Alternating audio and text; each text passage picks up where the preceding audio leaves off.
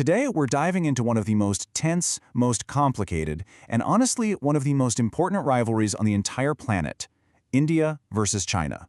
We're talking about two nuclear-armed giants, neighbors who are home to literally a third of all humanity. This is a big one. Okay, let's start with this, because what on earth is going on here? You've got soldiers from two of the most powerful, most technologically advanced armies in the world clashing with sticks and clubs. It looks medieval. To understand how we got to this point in the 21st century, you have to go to where they're fighting, and you have to understand the history that brought them there. So, let's go there. The heart of the conflict is up here, in the treacherous high-altitude Himalayan border. And this isn't just any border. It is the longest disputed one on the face of the Earth. You know, the crazy thing is, this whole rivalry didn't start out with them hating each other. Not at all. Back in the late 40s, when both modern nations were born, they actually promised friendship, peaceful coexistence.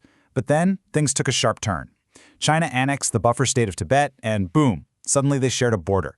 Tensions shot up when the Dalai Lama fled to India, and it all exploded in 1962 in a short, brutal border war. A war that India lost, leaving a really deep and lasting scar on the nation's psyche.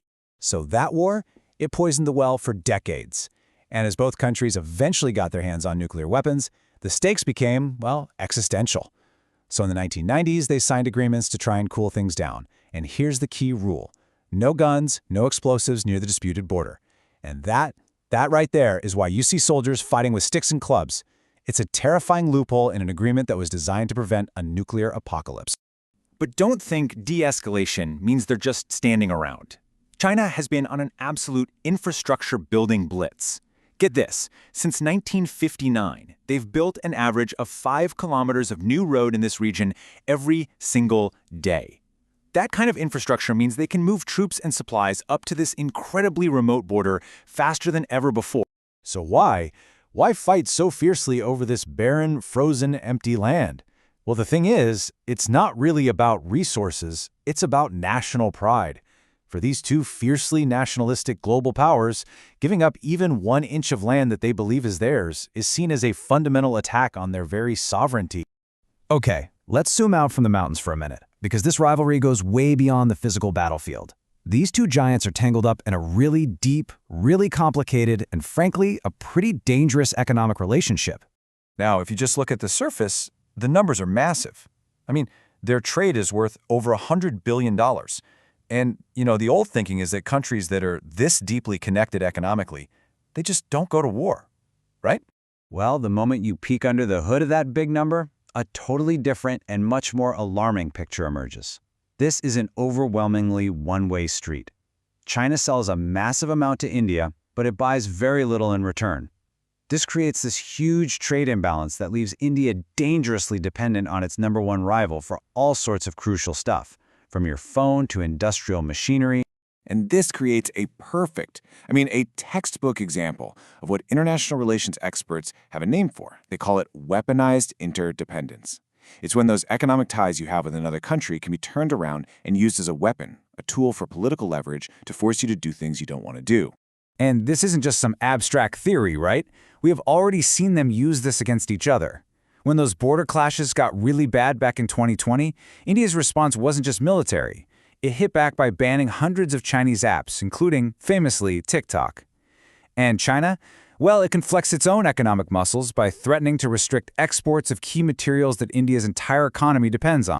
All right, we've covered the mountains, we've covered the money. Now let's head out to sea, because the competition is really heating up on the Indian Ocean, which has become this critical new arena for both of these nations to project their power and their influence on a global scale. For years now, India has been watching with a lot of concern as China has financed and built ports and other major infrastructure projects in countries all around the Indian Ocean. This strategy has become known as the string of pearls.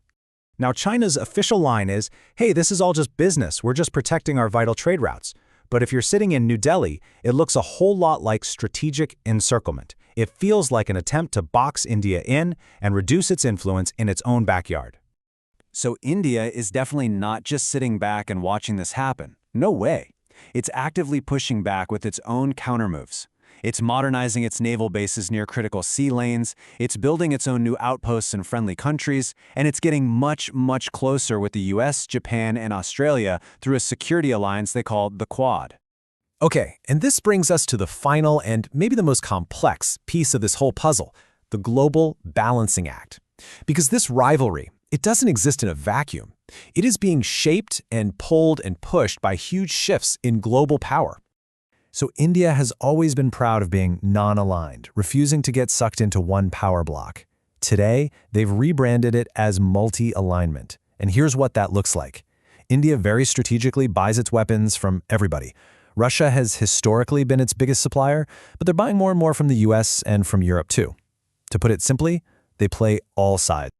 But, and this is a huge but, this strategy puts India in an incredibly tricky spot. I mean, just look at this three-way tug of war.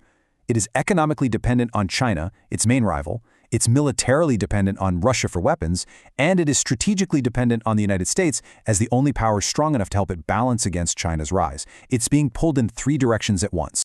So here's the bottom line. This is the great paradox of India's position on the world stage.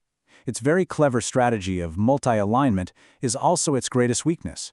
These three dependencies create these deep vulnerabilities that can be exploited not just by its rivals, but even by its friends, potentially forcing India into corners it really doesn't want to be in. And that's what it all comes down to, right? That is the big ultimate question. As the world gets more polarized and as major powers like the US basically demand that countries pick a side, can India keep walking this incredibly difficult tightrope? Or will the combined pressure from this three-way dependency finally force it to make a choice? A choice that could reshape the entire future of Asia.